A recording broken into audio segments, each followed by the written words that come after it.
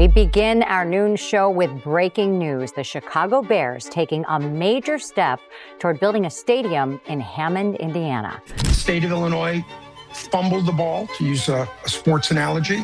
I'm going to say something that's probably maybe not the most like politically correct thing to say as the mayor of the city of Chicago. Bears versus Packers. I'm at the game. We're losing. I decide to leave to beat the traffic. Fires to the end zone, and it is broken up. The Bears win it. Of Soldier Field as the game ended and fans began to pour out. You can see their smiles, their cheering. The Chicago Bears are leaving for Indiana, and the mayor who swore he'll save them, he wound up leaving the biggest game in 80 years early to beat traffic. Let's talk about the complete collapse of Illinois to keep the Chicago Bears in Illinois. Let's get into it. The Chicago Bears taking a major step toward building a stadium in Hammond. The Chicago Bears Board of Directors apparently voted to advance its stadium development project in Hammond, Indiana.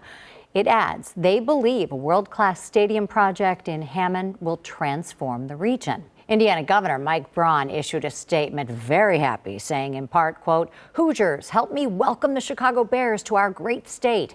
We look forward to building a partnership as strong as the '85 Bears defense, creating opportunities and economic growth that will benefit our state and the Bears organization for decades to come." So there it is, Hammond, Indiana, not Chicago, not even Arlington Heights anymore. The Bears board voted to advance it. The Indiana governor is out there quoting the '85 Bears defense like he's been a fan his whole life. He just opened a checkbook that Illinois wouldn't open. And listen to the language coming out of Springfield. House Speaker Welch, while Indiana is willing to raise taxes and promise $1 billion in taxpayer funds, Illinois is focused on working families. Translation: we lost and we're coping very, very hard. That's the move. That's always the move. When you fumble a franchise that has been in your city for over 100 years, you can't just admit you F this whole thing up. You print a statement, you drop the words like working families and gas pump or something and hope nobody reads past the headline. But we all read past the headline. That's the whole thing. The Bears are walking to another state, and the man who promised to keep them in the state, obviously we're going to talk about him. What might happen with the Bears, I would say I know that the mayor has no plan. He has come up with no plan at all about how the Bears would end up in the city of Chicago, so that's problematic. I'd love them to be in the city, but we're 3 years in now, and he still has no plan. So the Bears have said publicly, and I think they said so last Friday again, that they have now only two options, and that's the state of Indiana or Arlington Heights. We would like them to stay in the state of Illinois.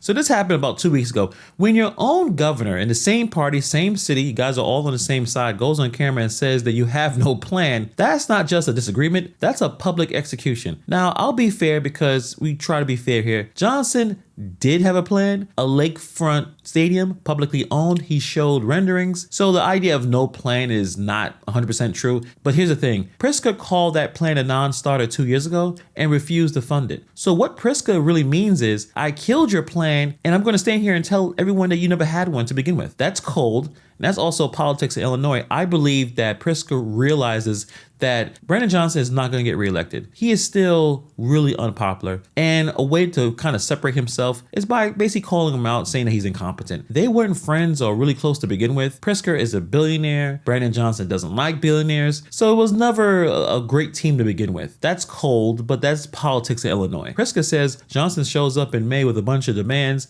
late in the game. 3 years to build consensus. And the mayor's big strategy was a 2-day trip to Springfield at the buzzer. So is it no plan or a plan that nobody really wanted? A plan that nobody wanted to fund? Either way, the Bears are going to Indiana. And the scoreboard really doesn't care about what could have happened, what should have happened. Either you won or you lost. And it looks like the state of Illinois lost. Real quick, before we continue with this video, if you haven't been subscribed yet, hit that subscribe button as we move to 200,000 subscribers. Appreciate it. Now let's get back into it. The state of Illinois fumbled the ball, to use a sports analogy, did not pass legislation that was needed for the Bears to be able to build in Arlington Heights. So they put their money where their mouths were. Now, what I don't think anyone, honestly, anyone, including the people at the NFL, anticipated that the state of Illinois would effectively reject a free $3 billion stadium. That's effectively what just happened, folks. The Bears are going to pay $3 billion for this stadium, all with their own money and the NFL's money. And somehow or another, the state of Illinois legislature is not willing to accept that gift. Interesting. A free stadium. The Bears offered to pay 100% of the construction, 100% of the operating costs, 100% of the future capital. They'll bring the land. They asked for $0 taxpayer dollars in the building itself. And Illinois said no. Let's think about this really slowly, because every politician in this story is going to tell you that they protect the taxpayers. From what? From a $3 billion private investment? From 6,000 construction jobs? From the ticket taxes, the sales taxes, the event revenue gone across the border to Indiana? This analyst has been covering this for over 30 years, and his word for it was fumbled. Mine's a little sharper than that. They didn't just fumble, they handed the ball to the other team and pointed them towards the end zone. The strongman is a tell. Every statement says no taxpayer money for stadiums. The Bears never asked for stadium money. They invented an argument so they can win it. The Bears fans deserve to be able to enjoy the Bears on the lakefront in a stadium that the Bears fans actually own. Have you been in contact with Kevin Warren or George McCaskey directly on this, or is this just their representatives? We're just trying to figure out, because you said the Bears say a lot of things. What have they told you? Well, as I said before, up until April, we were working out a term sheet, because that's what you do in negotiations, because it's about the revenue shares. We were in some healthy conversations around what the organization needed and wanted. So no contact since April, though? No, not since April. Okay. Well, yeah. I think that's that helps us. What conclusion are you drawing there? I'm not drawing a conclusion, but you made it sound like it was ongoing. That's why we say we're trying to fill in the gaps. April was last month. That was a month ago before session ended. This is the part that highlight reels skip. Watch the footwork here. The mayor walks in selling the lakefront like it's live, active. We're in healthy conversations. And then a reporter does the one thing reporters are supposed to do, ask a follow-up. Have you actually talked to the Bears? You know, like the owner or the president of the team, and then it falls apart in real time. No contact since April. This interview is in June. The legislative session has already ended. The Bears had already told the whole world that there were only two options, and neither one was the lakefront. So when Brandon Johnson says, don't dismiss that the Bears were still in unknown conversations, there were no conversations. He's negotiating with a team that stopped picking up the phone 2 months ago. That's the difference between fighting for something and then narrating a fight that already ended. He's standing at the podium describing a deal that's already dead. What conclusion are you drawing? He says he's not drawing one. We will, and the Bears have moved on. I guess he didn't notice. I'm going to say something that's probably maybe not the most like politically correct thing to say as the mayor of the city of Chicago.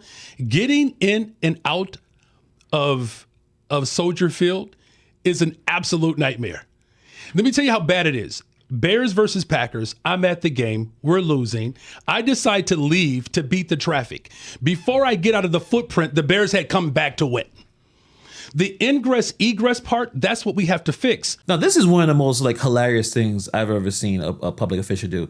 So the mayor, who at this exact moment is begging for the Bears to stay in the city, volunteers unprompted that he walked out on them. And not just any game. The Bears-Packers game, the playoffs, down 21-3. And then the Bears came roaring back 25 points in the fourth quarter. Caleb Williams throwing the go-ahead touchdown to win the game, 31-27. First playoff win over Green Bay since 1941. First playoff win, period, since 2010.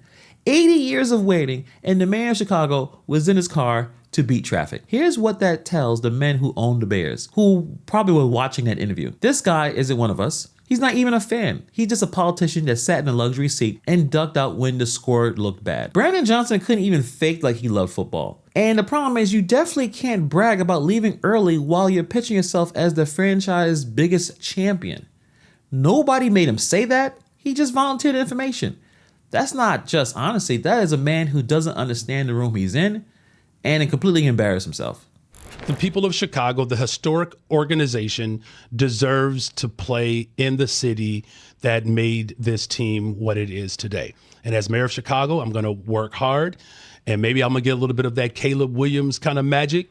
And when people think that we're down and out, look, I know there's some questions around Caleb. I'm just saying that if we can pull this off, it's going to require all of us. Like, we all have to be moving in the same direction.